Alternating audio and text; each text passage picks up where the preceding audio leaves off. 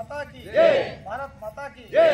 गछटिए गछटिए बिलाटिए गछटिए बिलाटिए मां पाई गछटिए मां पाई गछटिए मां पाई गछटिए स्वच्छता ही हमर सेवा स्वच्छता ही हमर सेवा स्वच्छता ही हमर सेवा परिवेश सुरक्षा परिवेश सुरक्षा।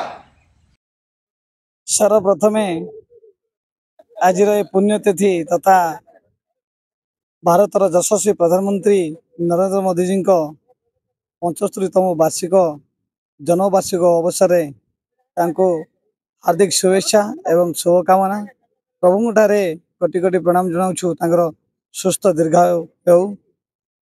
आज ये जन्मदिवस अवसर से सब बेले माँ पाखे जा जन्मदिवस पालन करते। माँ को गला पुणी से आसी ओडिशावासी पाखे पहुँची सुभद्रा योजना माध्यम गत वर्ष पालन करते तथा आज आमे भारतवासी तथा ओडिशा राज्य सरकार निर्देश क्रमे संकल्पबद्ध होइछु जे मोदीजी जन्मतिथि आमे तांको कौन भेटी देवा। मोदीजी आम गुड़ाए जनकल्याण योजनार समस्त घर घर प्रति योजना को पहुँचारे प्रचेषा करेणु आमे आज यही वृक्षरोपण माध्यम आमे शुभेच्छा जनवा भेटी दे जाऊँ। आज यही आंब बामुणिया ग्राम पंचायत रे सरपंच मैडम को निर्देश एठी 500 ऊर्ध्व गछ अणाई चारा जो प्रत्येक पंचायत प्रत्येक घरे घरे तथा शून्य स्थान पड़ी जगह गुड़ाक आम वृक्षरोपण करुछु। आज मोदीजी 75 जन्मदिवस आम समस्त ब्राह्मणिया वार्ड मेंबर माने मोदीजी को गछ रोपण करे स्वागत जनाऊँ शुभेच्छा कामना करुछु। समस्त को अंचलवासी मोर अभिनंदन एवं नमस्कार एवं शुभेच्छा। आज हूँ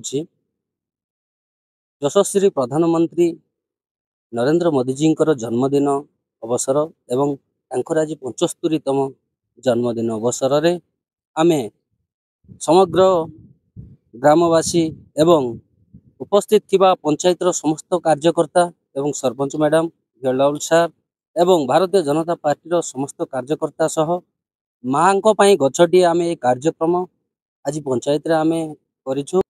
गछर सुरक्षा नेबाई भी आम संकल्पबद्ध नहीं 500 गछ लगेबार व्यवस्था ये पंचायत सरपंच मैडम करिसेंती। नमस्कार, मु विक्रम बस्तराय जातीय मानवाधिकार कर्मी घर बामुणिया। आज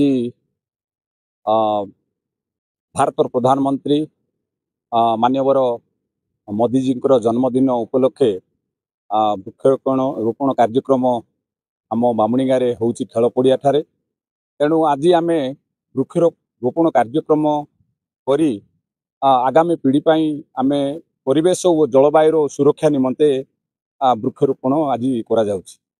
नमस्कार, मोर नाम हूँ क्लारा नायक। मो ब्राह्मणी गाँव जीएस भाव में काम करुँची। आज आम प्रधानमंत्री जन्मदिन उपलक्षे आज आम गछरोपण करुँचु। एठी परिवेश एवं सुरक्षा निमंते जलवायु सुरक्षा निमंते आम एठारे गछरोपण करुँचु। वर्तमान आम 100टा गछ रोपण करुँचु।